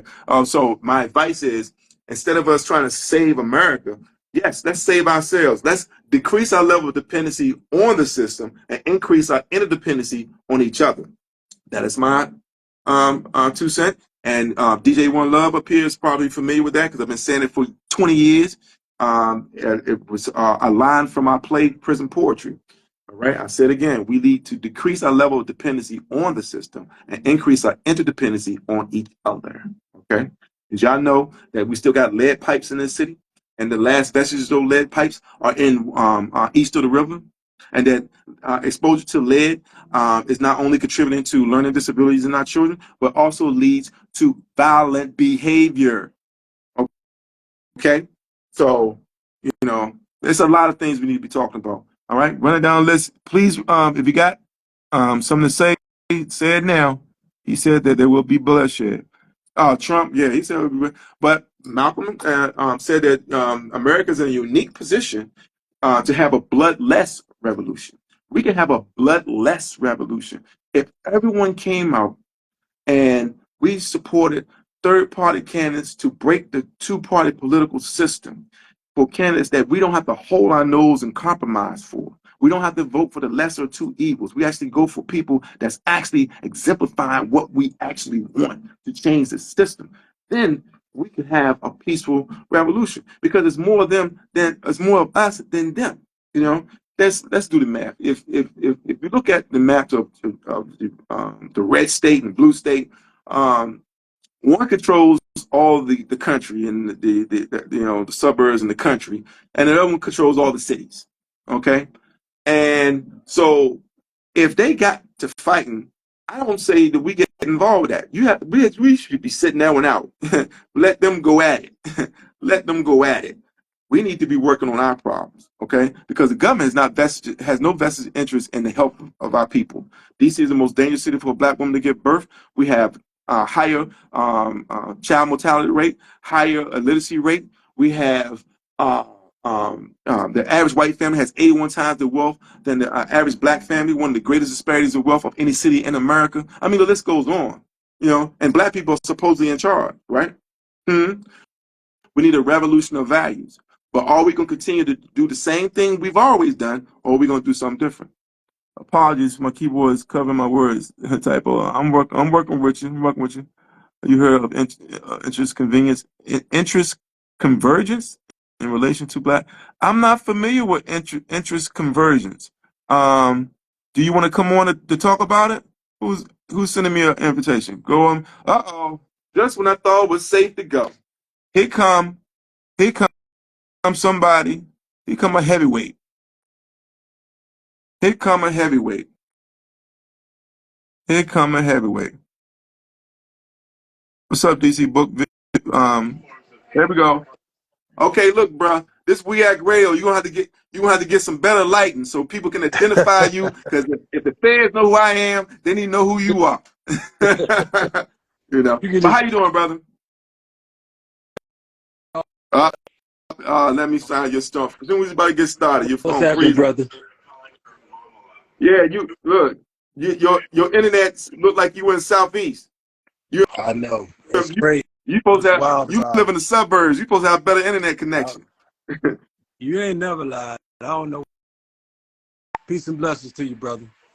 So, I always catch you whenever I can, man. But I'm just sitting here, and one thing I didn't hear from you that you and I have talked about, and I was hoping that you use it on this particular platform because Trayon was big on it.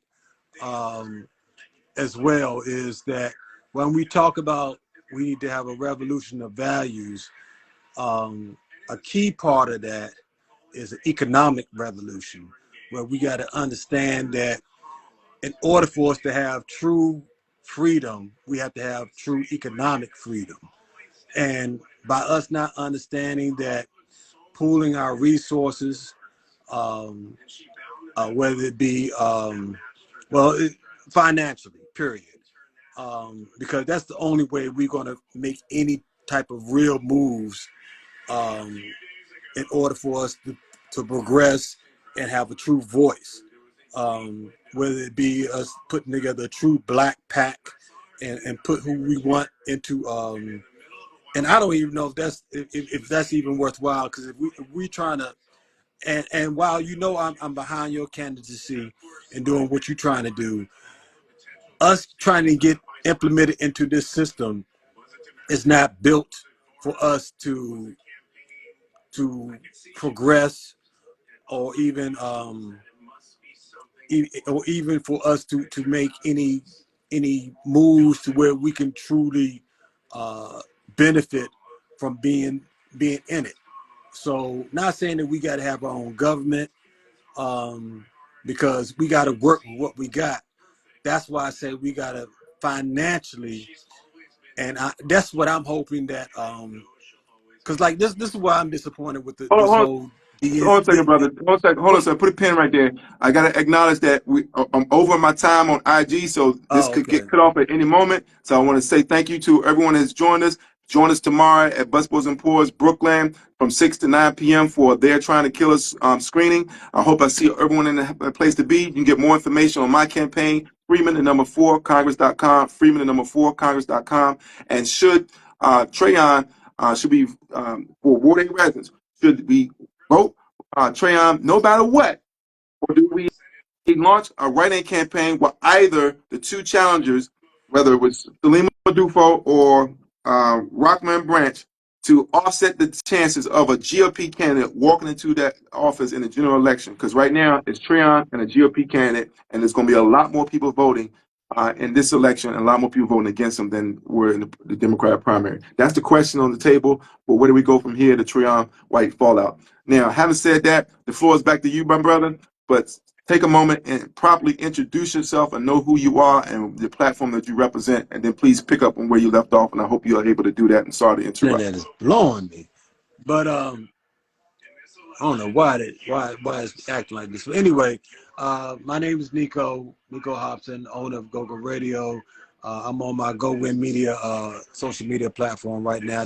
I just ran across you on that, um, uh, but my thing, with the Trayon thing, real quick is love him to death. I think voting him in um, is not going to help Ward 8 because he's going to be lame duck if he does get in. He's not gonna be able to make no moves. He's not gonna be able to help nobody. He's going when Barry got in last, Yeah, and and you, and they took the power away from Barry. He wasn't able to help the city. Go ahead. What you about to say? nah, you had froze. I was going to jump in, but you came back. Keep going. Oh, did you hear what I said as far as about him being lame duck? Yeah, you talk. Yeah, You made that analogy of Manbury, his final mayoral term when they brought in the control board and they took everything from him, and he was a lame duck. He wasn't able to get anything done. I But want black what's people best did for the that. brother.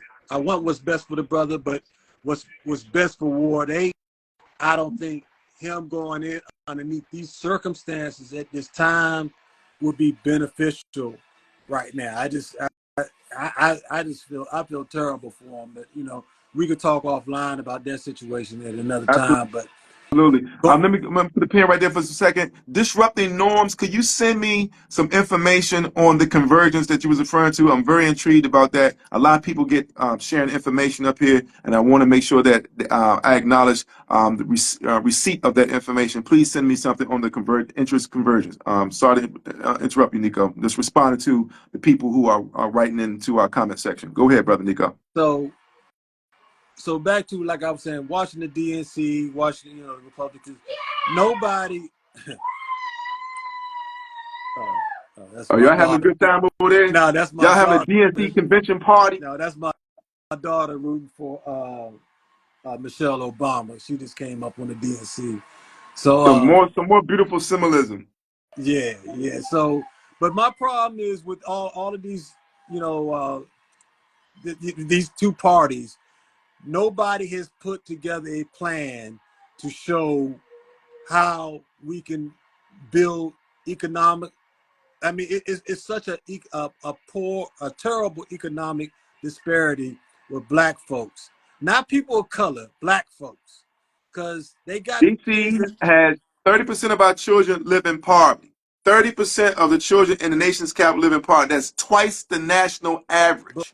Twice the national average right here in the nation's capital. And almost 100% of them are black children. But who was putting together a plan to help bridge that disparity? That's what I want to know. And I'm Nobody. not talking about We need a revolution of values because no one's trying to change the status quo. But that plan needs to be presented in order for people to rally around it. And that's where the issues are at. It's a lot of The plan people should be doing a lot of talk. guaranteed. The plan should be guaranteed income. The plan should be nobody have to pay more than 30% of their income in housing. The HUD, Housing Urban Development, has a guideline that says that nobody should pay more than 30% of their income plus utilities in housing. I want to turn that into a law. And my other plan would be either we get statehood and representation that we deserve, or we don't pay federal income taxes. Which would you choose? That's a personal question for you, Nico. If you was a DC resident, would you go for DC statehood, or would you choose no federal income taxes and keep 30% of your income? Well, I would choose the latter, obviously. And the issue with the statehood, they're not going to ever make. Well, I shouldn't say ever. They don't want DC to be. Obviously, they don't want DC to be a state because that's Really? going to really sway things. Because let me, I'm sorry, I got to respond to when you say something fly. They don't want DC to be a state because theoretically, that would be the linchpin that would tip the balance of power in America. It That's would what I was break the saying. stalemate. Both parties benefit from not getting anything Right. done. Not getting anything done preserves the status quo, and that's how they want to keep it. Hold it steady. Like Joe Biden said, nothing will drastically change in my administration. Slow and steady.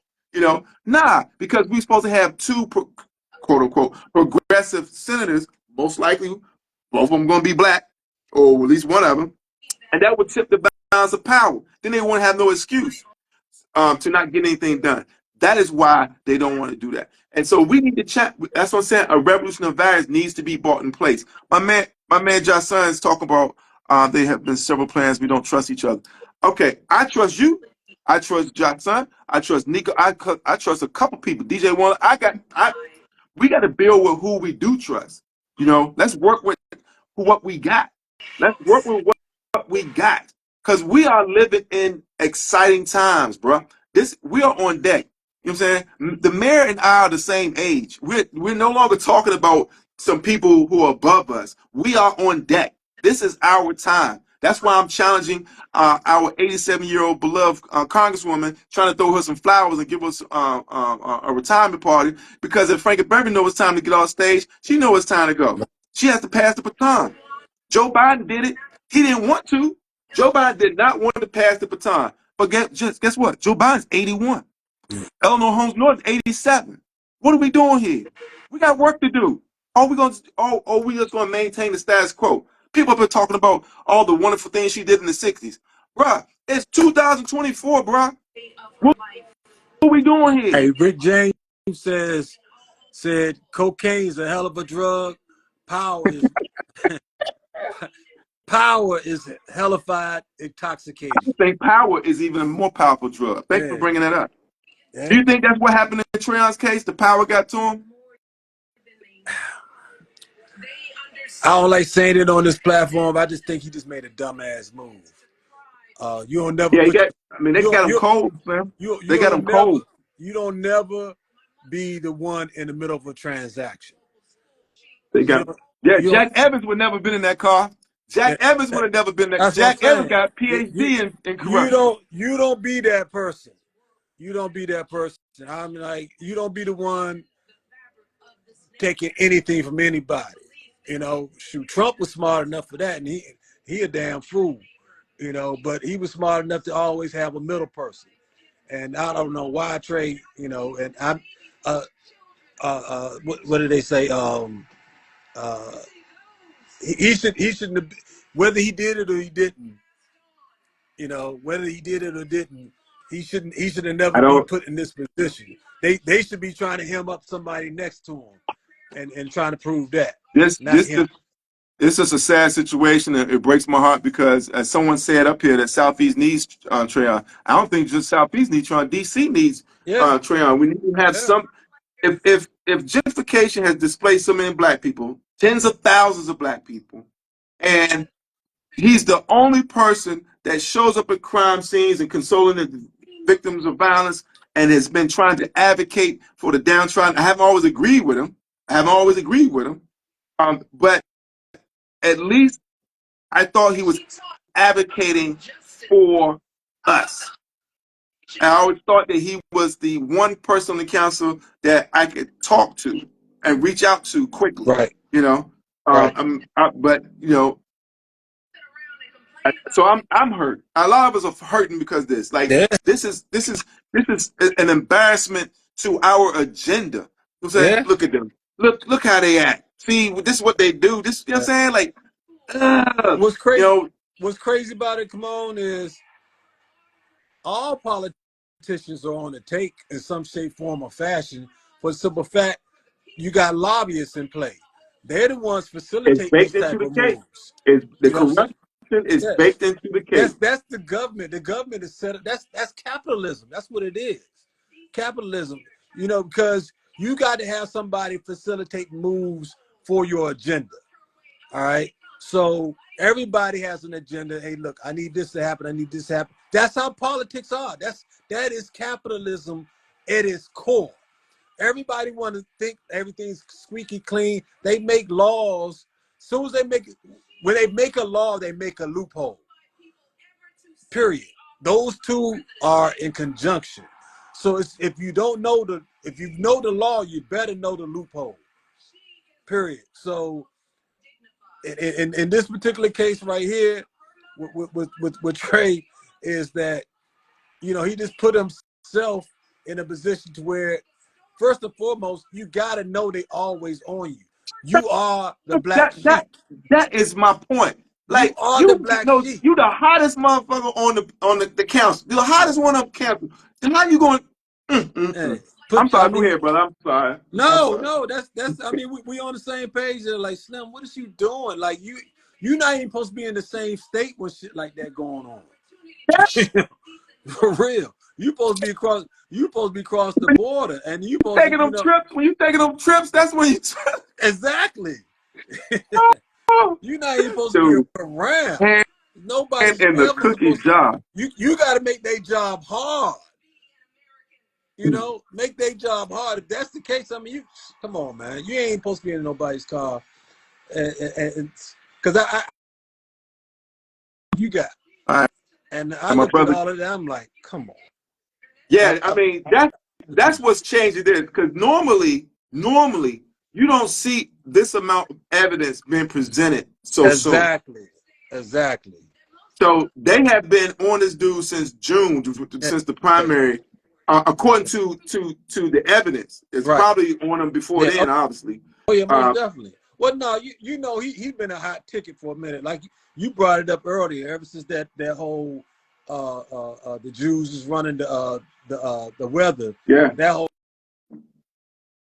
They ain't gonna never let him live that with the down. dreads, they looking at him Clayton crazy already. Rosenberg. Clayton You know what I'm Rosenberg saying? is the name that's come up. Who has caught the They've been on 5 his years? tail since. Yeah. So Clayton Rosenberg is the name that's copped the 5 years. He's still out.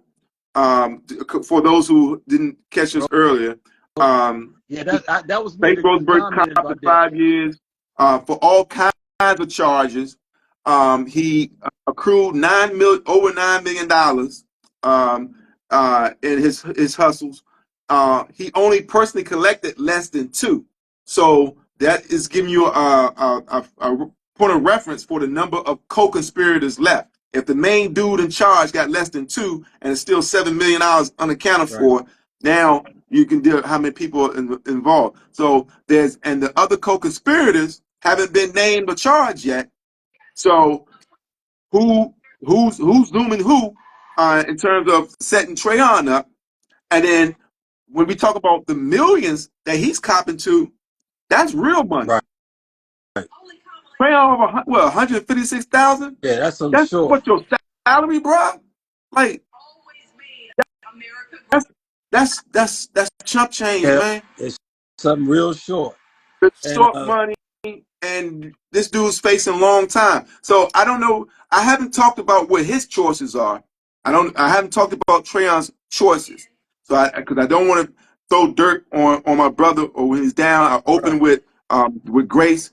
I'm just talking about where do we go from here and what did this mean for us. So I've been avoiding Trayon's personal and just dealing with the political fallout.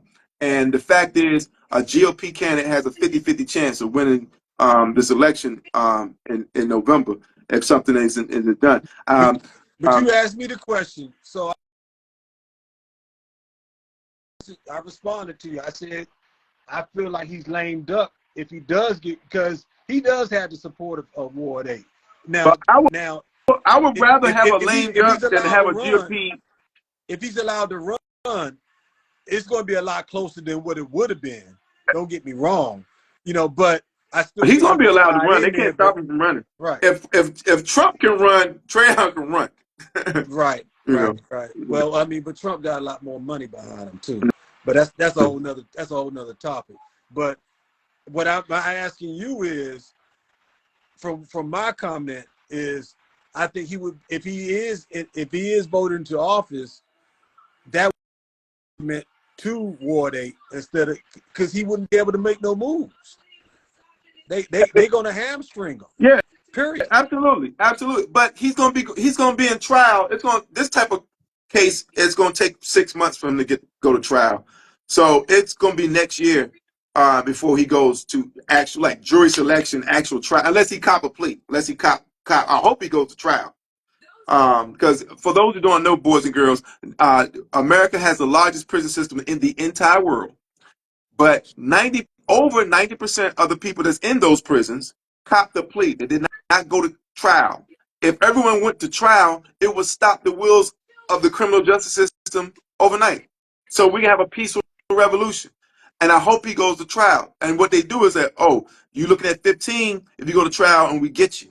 Or you take this deal and whatever. And you know how it goes. That's what he's doing. But my point is that the council can't kick him off the council until he's convicted. Okay, and they can't open his seat for another election until he's off the council. Right.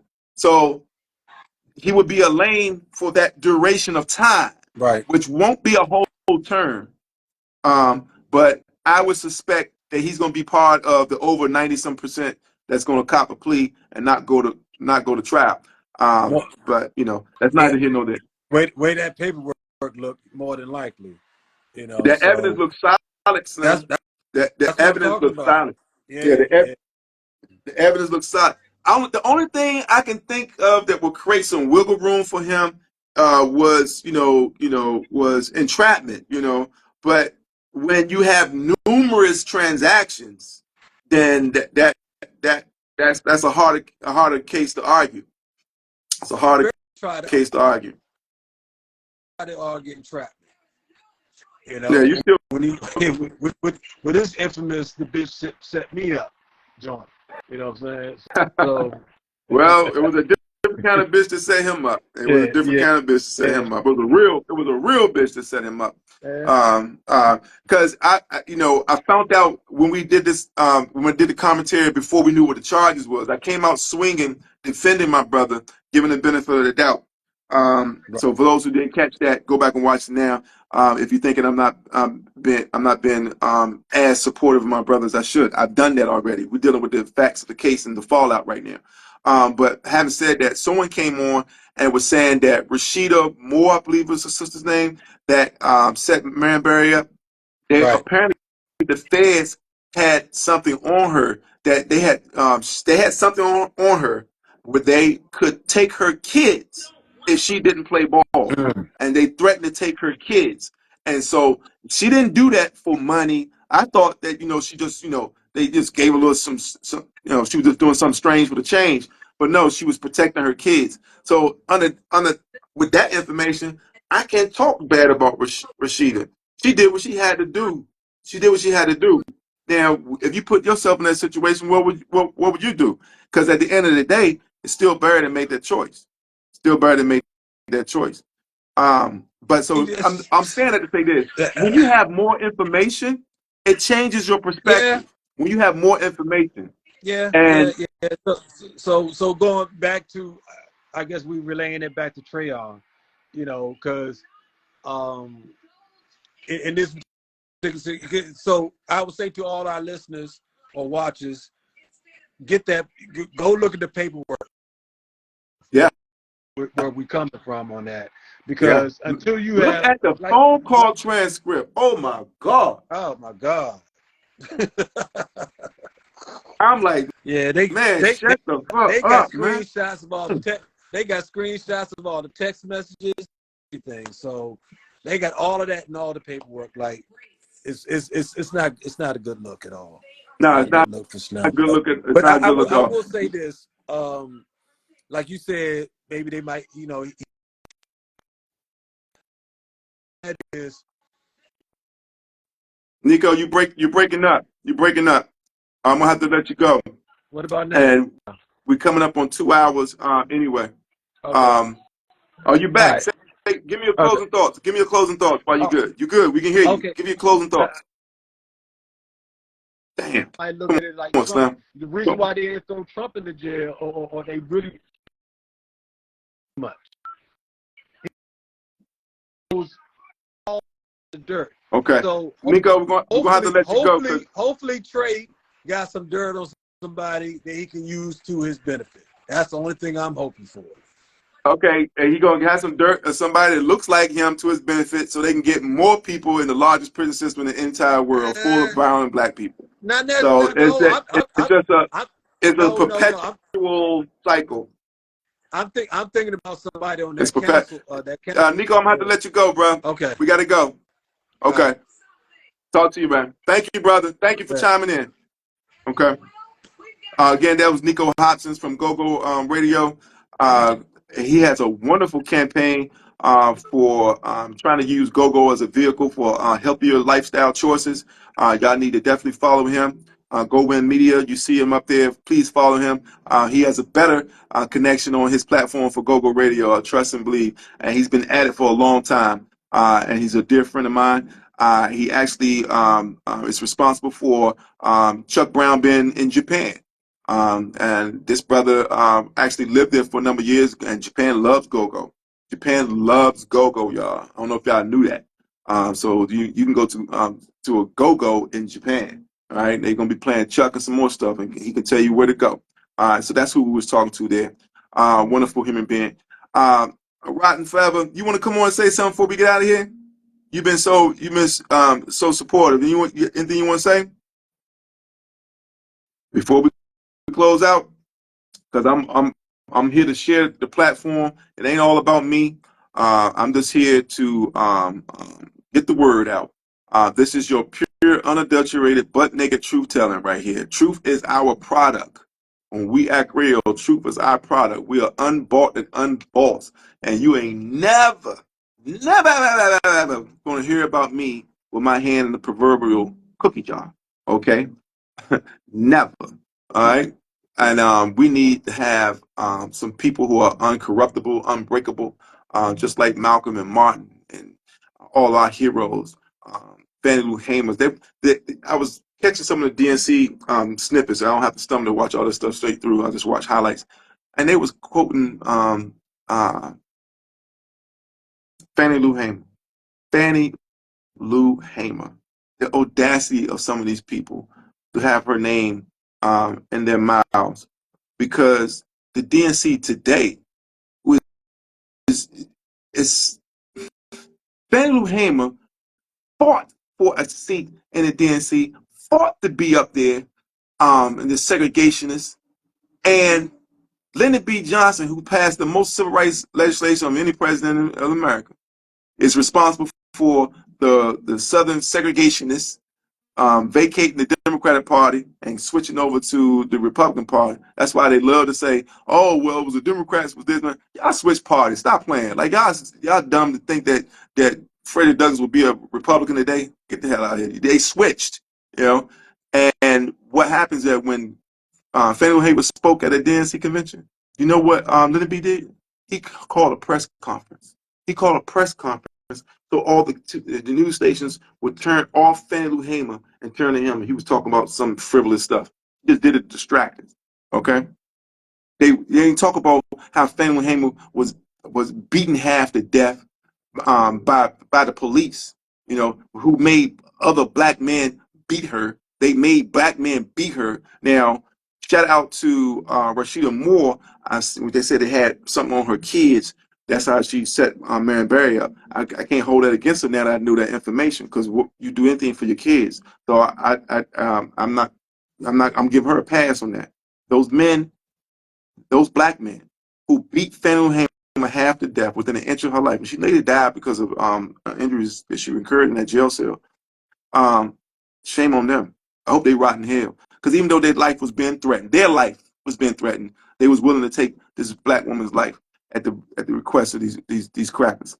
All I'm saying is they said Fannie Lou Hamer name too lightly. You know what I'm saying?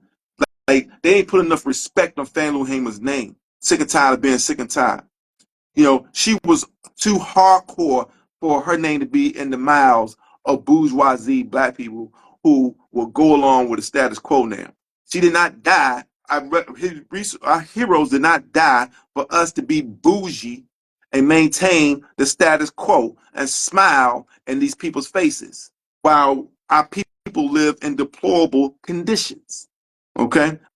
Michelle Obama just used your slogan, do something. Oh my God. Are you serious? Oh my God. Y'all heard it here first, ladies and gentlemen. Y'all heard it from Michelle Obama quoting We Act Radio, whether she acknowledges or not. All right, that's our time. This was a marathon. Thank y'all for joining us.